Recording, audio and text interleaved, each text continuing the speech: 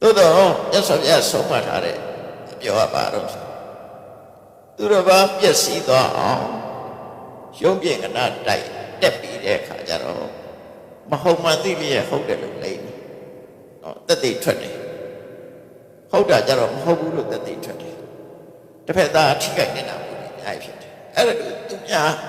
အကျိုးပျက်စီးစေတယ်ဥဒ္ဒဝါဒမျိုးမပြောရဘူးလို့ဆိုအဲ့ဒါကိုအဋ္ဌပင်စနကလို့ခေါ်အဋ္ဌဆိုတာအကျိုးစီးပွားကိုပင်စနကပျက်စီးသွားစေတယ်တစ်ဖက်သားအကျိုးထိခိုက်တော့ပြောတယ်ဘုရားကိုပြောတယ်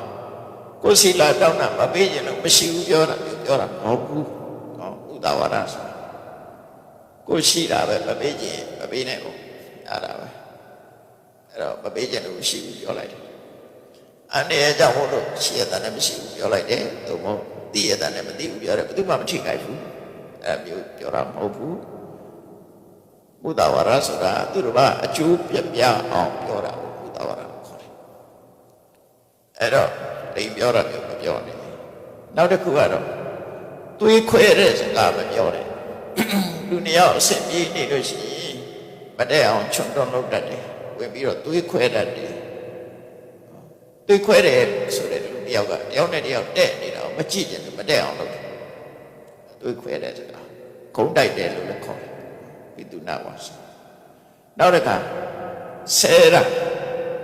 ကြညံ့ထန်ပြောတာလူတစ်ဖက်သားမခံကျင်တော့အောင်ဆဲရေးတိုင်းထွားပြီးတော့ပြောတယ်အဲ့ဒီလိုပြောတာဖုဒ္ဓဝါစာ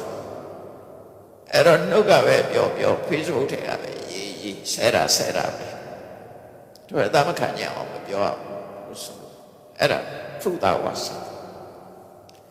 တမ္ပပလပါဆိုတာတော့ကိုပြောတဲ့စကားတပူမဲ့တဲ့စကားဖြစ်တယ်တပူမဲ့ရင်တော့ကအစိတ်တောက်ဖြစ်တဲ့စကားမျိုးလေးနော်ကျိုးမဲ့တဲ့စကားမျိုးလေးတန်ဖဆိုတဲ့အဓိပ္ပာယ်ကတန်ဟိတဒုက္ခပလပတိဟိတဒုက္ခကိုပျက်စီးစေတဲ့စကားလို့ပြောတာအကျိုးစီးပွားအတွက်ပါတခုမှထောက်ကူမဖြစ်ဘဲနဲ့ပျက်စီးစေတဲ့စကားမျိုးသူကကိုးကျယ်ပြန့်တယ်ဟိုလိမ့်နာလည်းမဟုတ်ဘူးနော်ဟိုတွေးခွဲတာလည်းမဟုတ်ဘူးဆဲတာလည်းမဟုတ်ဘူးသို့သောသူပြောလိုက်တဲ့စကားလူတွေရဲ့စိတ်ဓာတ်ကိုစိတ်ခတ်လိုက်တယ်လို့ဖြစ်မဟုတ်တဲ့လမ်းကြောင်းပဲရောက်ဝိုက်တယ်ပေါ့ခုခေတ်ဆိုရင်တော့ brain wash လို့ပဲနေရနော်မဟုတ်တာတွေရိုက်သွင်းတာဘဘလာ brain wash လို့ဖြစ်တယ်အဲ့ဒါနဲ့နိစ္စတံဟိတဒုက္ခပလပတိ